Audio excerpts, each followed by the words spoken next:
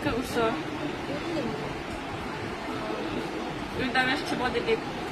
এখানেও তো ভালো ঘর আসছে, আর এক সপ্তাহের মধ্যে তোমার বাচ্চার হার্টবিট এসে পড়বে।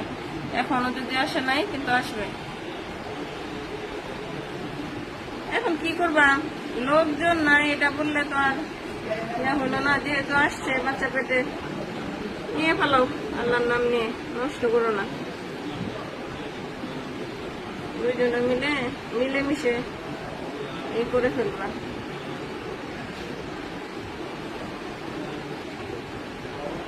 এমনি তো ভালো আছে ঘর, সুন্দর ঘর আসছে, ভালো জায়গায় ঘর আসছে।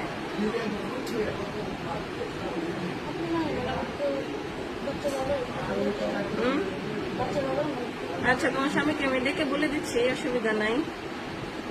মানুষ তো চেয়ে পায় না, বুঝছো না? মানুষ চায়। তোমারও তো নষ্ট হয়েছিল না প্রথমে কয়টা? তো তোমারও তো একটা নষ্ট হয়েছে, তখন তো কেমন খারাপ লাগছে, বাচ্চা নষ্ট হয়ে গেছে, খারাপ লাগে নাই?